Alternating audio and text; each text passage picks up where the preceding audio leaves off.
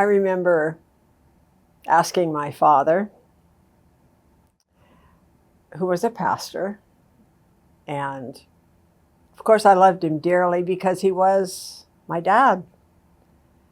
But I esteemed him highly because of the way he preached and taught. And of course his Irish brogue was pretty winsome. He was a great man of God. So I listened when he spoke.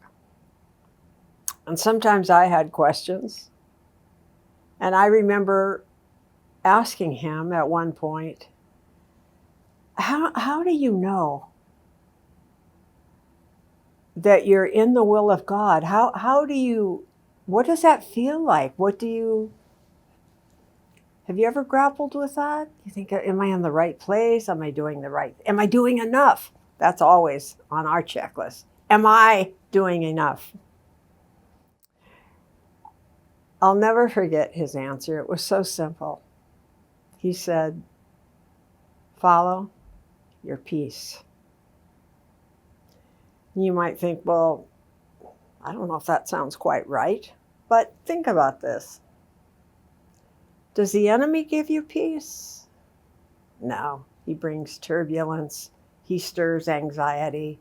He stirs questions. He brings conflict.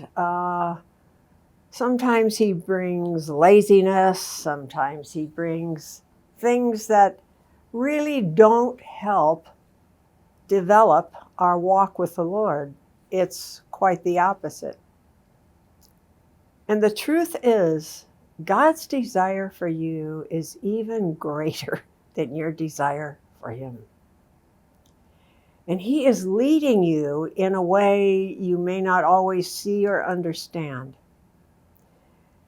But I learned as I walked through my young adult years that the more I followed that sense of inner peace, and sometimes you have to get really quiet inside. We can go at quite a pace. We can be checking off our lists. We can have all kinds of things going on when really what we need to do is sit and be still in his presence. And it doesn't always begin to flow immediately. But if you'll just sit and wait,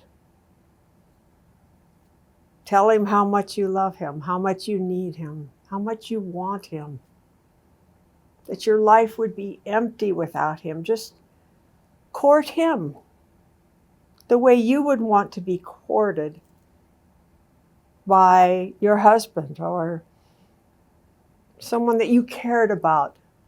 They begin to speak words to you that draw you into relationship. I believe that when we're in a right place, and don't go on a head trip with this, live down here in your spirit. When you're in a place with God that is peaceful, you're not striving, you're not working, you're not working at a relationship, you're at peace.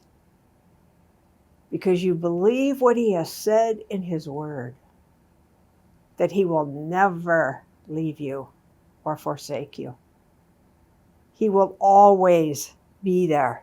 He will always have his hands, his arms extended to you.